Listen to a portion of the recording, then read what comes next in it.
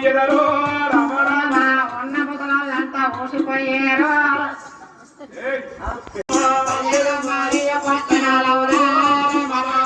ఐదెల్ల బాలుడు ఐదు వేదములో రామ చదువుకోనే కలము రాగలాడయ్యో రామ రామ ఒక్క పురుషుని ఎంత ఏడు గోపిలో ప్రేమించు మలివలో పెనుకులాడేరు రామ రామ రామదుర్గా మందు రామ చిలకొకటి రామ రామ వీరధర్మంబులు బోధించునయ్యో రామ రామ నలభై దినముల నల్ల చూడంగా రామ రామ అడిగసి పట్నంలో పాడగాగలదో రామ రామ బంగారమంతా పరదేశమేగో రామ రామ ఇక్కడికి బంగారం అంటగలగో రామ రామ నక్కలో గోయును రేత్రవగలయ్యో రామ రామ మంభులో తొలగిందులవురా రామ రామ దినమందు చంద్రుడొచ్చునదా రామ రామ అర్ధరాత్రి వెళ్ళ సూర్యుడొచ్చునదా రామ రామ నక్కలో గోయును రేత్రవగలయ్యో రామ రామ ఆకాశమంతయో ఎర్రగా మారో రామ రామ ఆకాశమందున పడ బొట్టో రామ రామ ఏని రోగం పుట్టి జల్లు వచ్చేరో రామ రామ లేని రోగం పుట్టి జల్లు వచ్చేరో రామ రామ కౌలవారి కామదేనో రామ రామ రెండు యోళ్ళతోటి జన్మించగలదో రామ రామ తాడి చెట్టు పైన తాబేలో బొట్టో రామ రామ కుండ లోపల వీరజనయ్యో రామ రామ ఆకాశం ఎత్తున పొడుగు మెరుగయ్యో రామ రామ ఆదిపత్రిలోన లేక మాట్లాడు రామ రామ కొలుకుంట లోపల కొంగ మాట్లాడు రామ రామ కోడి మనుషులతోటి మాట్లాడగలదు రామ రామ ప్రపంచమందున పాపం పోబెరగో రామ రామ దుస్తులు గూలెలు భక్తులుండేరో రామ రామ సరికొండ దగ్గర దళపైన బొట్టు రామ రామ ఈత చెట్టక్కటి వింతగా బొట్టు రామ రామ చేతిని పడియుండి ఉదయానాలేసో రామ రామ చేతిని పడియుండి ఉదయానాలేసో రామ రామ ఏడు పుట్ల నల్లలో పరేవురా రామ రామ రామును నీ తంబోనే నన్న మాట రామ రామ ఇటువంటి చిత్రలో జరిగిన పిదప రామ రామ శ్రీవీర భోగవ సంతరాయుడనై రామ రామ జగమునే నిలేదాను రామ రామ నన్ను నమ్మిన వారు నా భక్తులయ్యా రామ రామ నన్ను నమ్మిన వారికి నరకంలో లేదు రామ రామ అనయింత వరకింటు స్వాముల వారు రామ రామ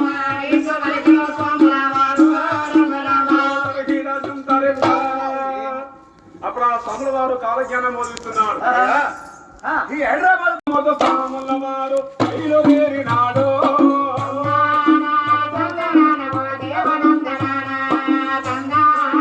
శిష్యబంధ మత స్వాముల వారు బయలుదేరినాడు.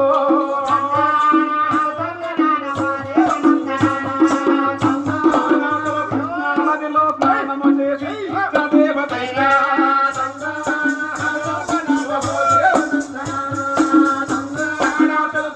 దేవిని దర్శించుకొని ధూపదాపమిచ్చే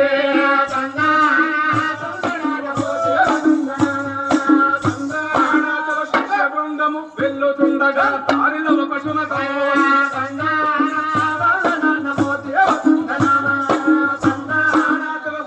కుక్కను చూసి స్వామికి శిశువుల విలసింద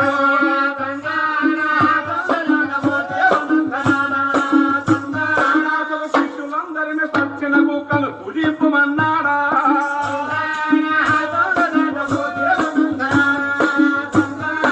శిష్యులందరూ చికాలిపోయి హీనులయ్యినారు.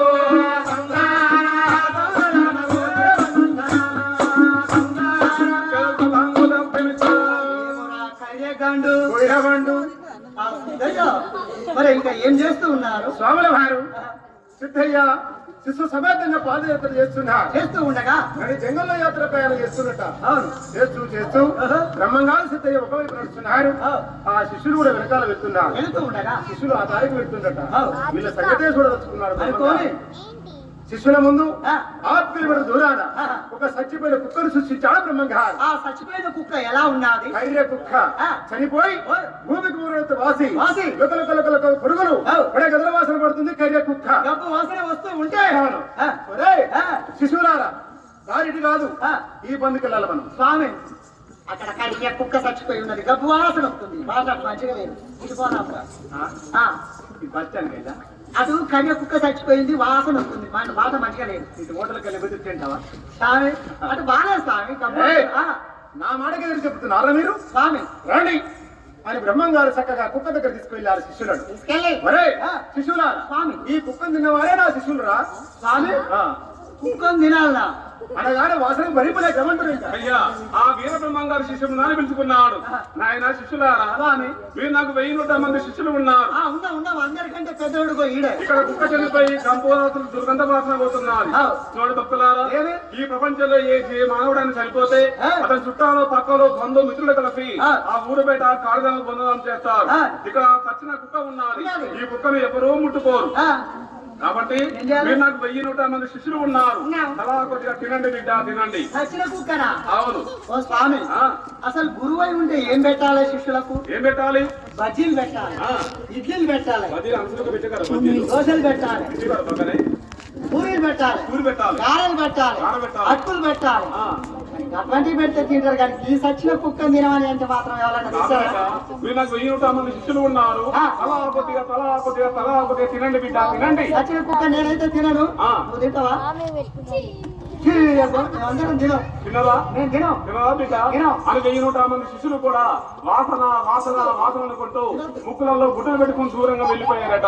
వీర బ్రహ్మంగారు అనుకున్నాడు, ఈ 1100 మంది శిష్యులు నా మాట కాదని దూరంగా వెళ్ళిపోతున్నారు. నా రక్త సంబంధం కొడుకులు ఉన్నారు, నా కన్న కొడుకులు తింటారేమో అడుగుతున్నాడు. నాయనా కుమారులారా, నాన్నగారు డాడీ డాడీ కుమారా, డాడీ ఈ చనిపోయిన కొంతలా కొద్దిగా తినండి బిడ్డ, తినండి. నాన్నగారు ఆ, మాకు డౌట్, ఏమది? అసలు నువ్వు మా కన్న తండ్రివేనా? ఏమిరా మాటలు? ఏ కన్న తండ్రి అయినా కానీ కొడుకులకు సచ్చిన కుక్కను తినమని చెప్తాడా? నేను చెప్తున్నాను, తినండి బిడ్డ. నీ తండ్రి అయితే ఎట్నే చెప్తాడా? అసలు తండ్రి అయి ఉంటే కొడుకులకు ఏమని చెప్పాలి? ఏం చెప్పాలా? ఓ కొడుకులారా, ఆ, ఎస్బిహెచ్ బ్యాంకులో 10 లక్షలు ఉన్నాయి, తలాయిని పంచుకోరి. చాలా మంచిది. మనిషి బిల్డింగ్ కట్టుకోరి, కట్టుకోరి. మనిషి పెళ్ళాం చేసి పెళ్ళాలని కానీ అంతే చెప్పాలి. కానీ ఈ సచ్చిన కుక్కను తినమని అంటే మాత్రం మేమైతే తినవు నాన్నగారు. కాకపోతే తినండి బిడ్డ, తినండి. నేను తినవు, తినురా, నేను తినవు. తినరా? ఆ, కొంచెం తినండి అని బ్రహ్మంగారు అంటున్నారు. ఆ. ఆ కొడుకులు మొత్తము బ్రహ్మంగారి మాట కదలక వాసన కొట్టు పోతున్నట. ఆ. బ్రహ్మంగారు చాలా బాధపడుతున్నాడు. ఆ. ఈ కన్న కొడుకులు 1100 మంది శిష్యులు పొట్ట కూడి కోసం నా దగ్గరికి వచ్చారు, కానీ భక్తి కోసం జ్ఞానం కోసం నా కాడికి రాలేదు. అని బ్రహ్మంగారు చింతాకంతని కూర్చొని ఉన్నాడు. కానీ బ్రహ్మంగారు పక్క సిద్ధలు ఉండట. బ్రహ్మంగారు అంటున్నాడు, బిడ్డ సిద్ధ, స్వామి గురువారా, ఈ సత్యనొక్కజనం అంటే 1000 మంది శిష్యులు, నా కన్న కొడుకులు నా మాట కథ దూరంగా వెళ్ళిపోయారు. నిన్న కాక మొన్న వచ్చిన అడవ సిద్ధ, ఏమైనా తింటావా, వెళ్ళిపోతావా సిద్ధ? వీళ్ళందరూ ఎవరు తింటలేరా స్వామి? సిద్ధయ్య స్వామి గురువారా, ఒరే సిద్ధయ్య, ఈ చచ్చిపోయిన కుక్కలు నా బిడ్డాడే తింటా. అది భూగురువుడు ఏదైనా తింటాడు. నాయన బిడ్డ సిద్ధయ్య మనోభావించ ఫలితం బ్రహ్మంగా దీవించాడు. ఆ వీర బ్రహ్మంగా దీవించుకొని ఆ సిద్ధుడు ఎలా చేస్తున్నాడు నాయన? చలో వెంటన సీతయ్య స్వాముల వారికి వందనములు చేసే,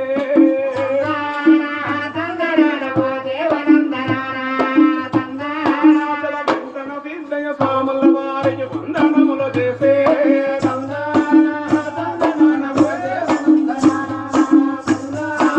సందేహించక స్వాముల వారిని మొదలదల తిరాడు.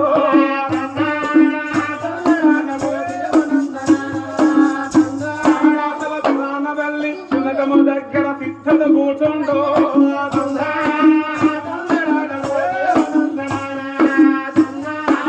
శిష్యులందరూ కాలిపోయి ఈనులయ్యినారా.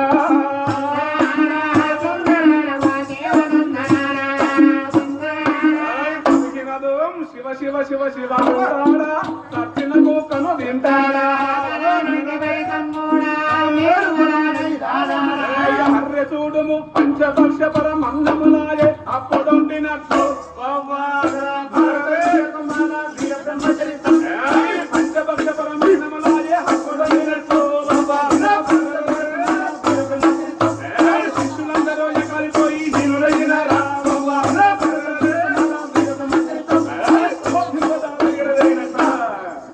రేకుల సిద్ధయ్య చచ్చిపోయిన కుక్కను ఎలా తింటూ ఉన్నాడు.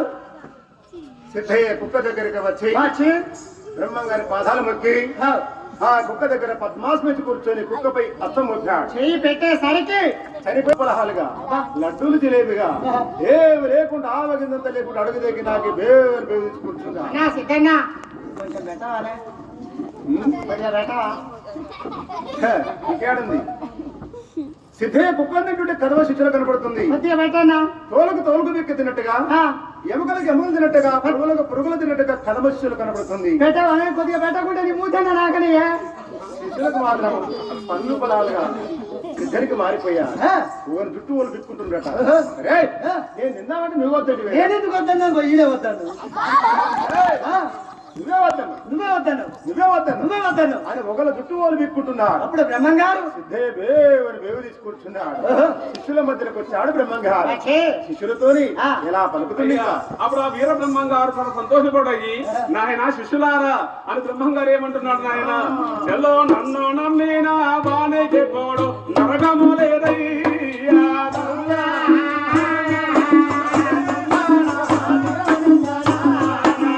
నన్ను నమ్మినా బానే చెప్పాడు నరకము లేదయ్యా.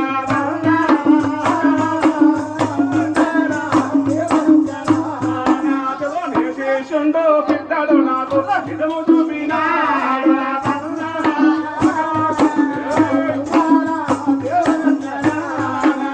శిష్య బృందము వెళ్ళుచుండగా ఆయాసము చేత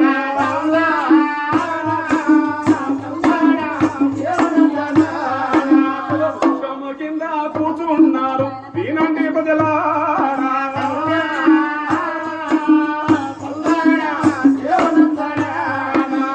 అగ్రహారపు బ్రాహ్మణ తాములు దృష్టివ్యాధి చేత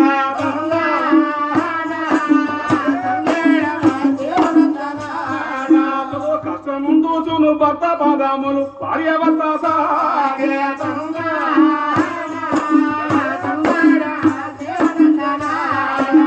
వెంటనే వచ్చి స్వాముల వారు వేగ చూపినాడు.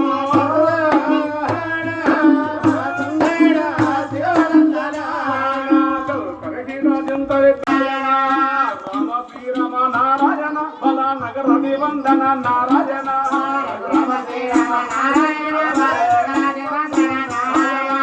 అపరాధలంబిము నారాయణ అమ్మలాదరించము స్వామి నారాయణ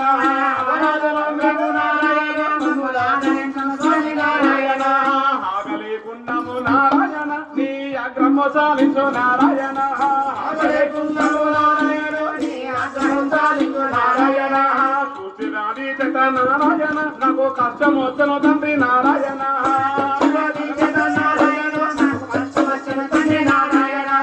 వారి దుఃఖము చూసి నారాయణ స్వామి దివ్య హస్తముతోటి నారాయణ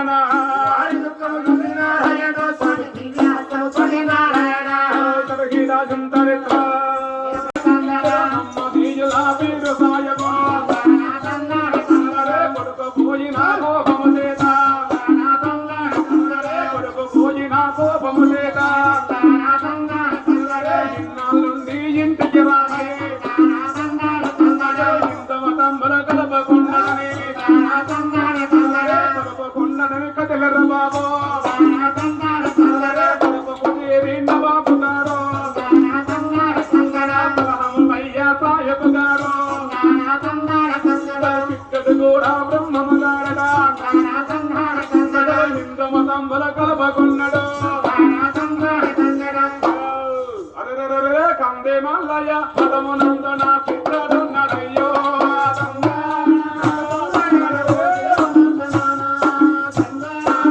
కంది మల్లయ్య పల్లె పీఠమున పిల్లడున్నాడయ్యో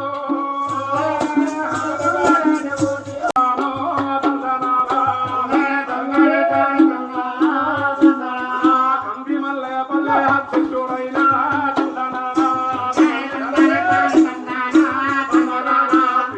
బ్రహ్మేంద్ర స్వామి జగపడో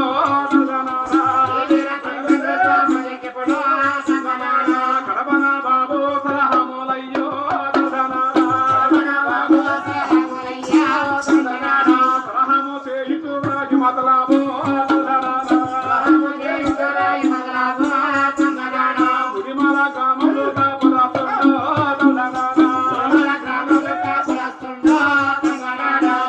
గులాబీరు సాయబోడైనా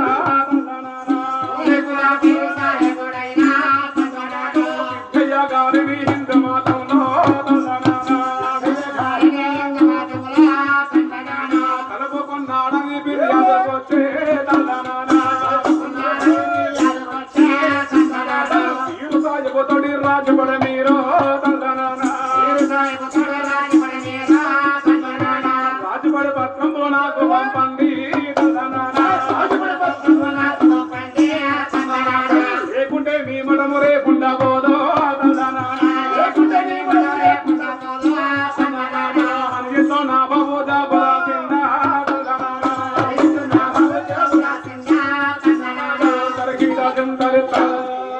ఉత్తరము కడప నవాబు బ్రహ్మం గారికి ఉత్తరం ఎలా రాస్తున్నాడు?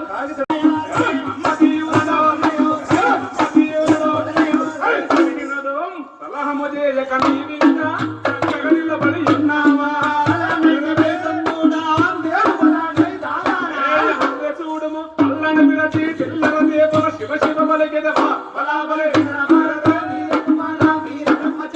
బలాబలి తల్లిదండ్రుల ఏటి పించుట తగదు ఇల్లు చేరు బలాబలి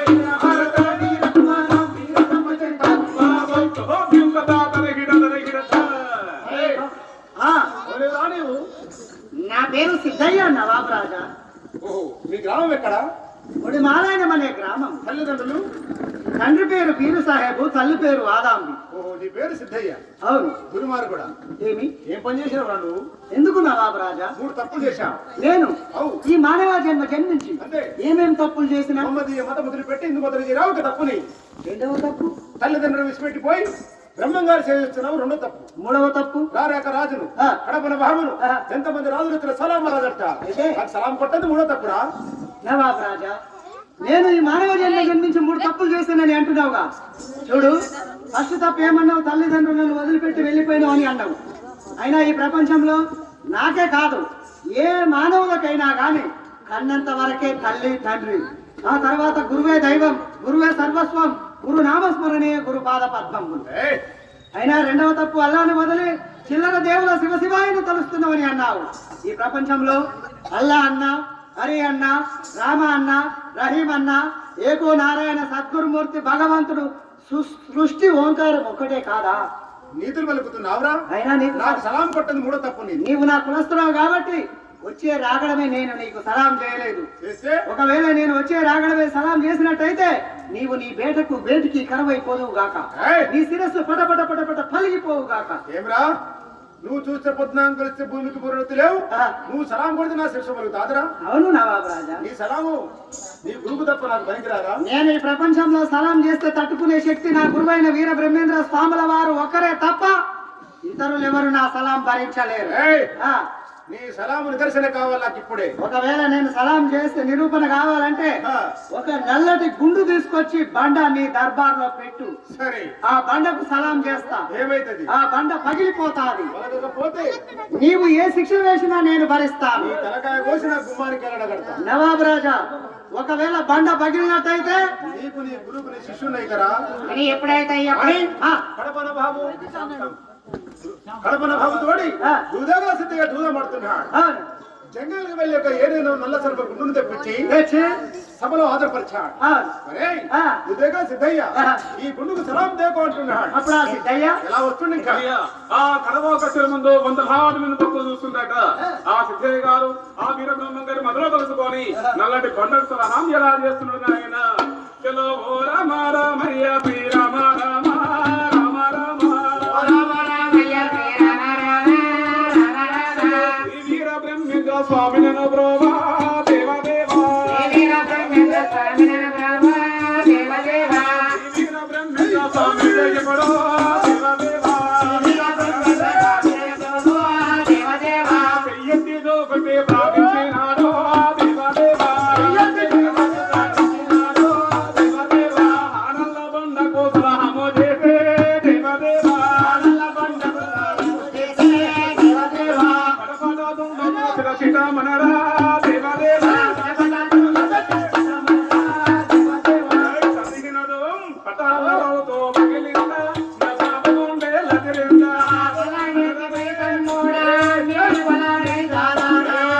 చూడము బాబు గారు సిద్ధయ్య గారిని కౌగిలించినాడ. బలాబలి ఈదు గురూజీ ఎంత మైమర ఇద్దరాము కూడి బలాబలి బలాబలి కంది మల్లయ్య పల్లెకు మనము కదులుదాము పదరా బలాబలి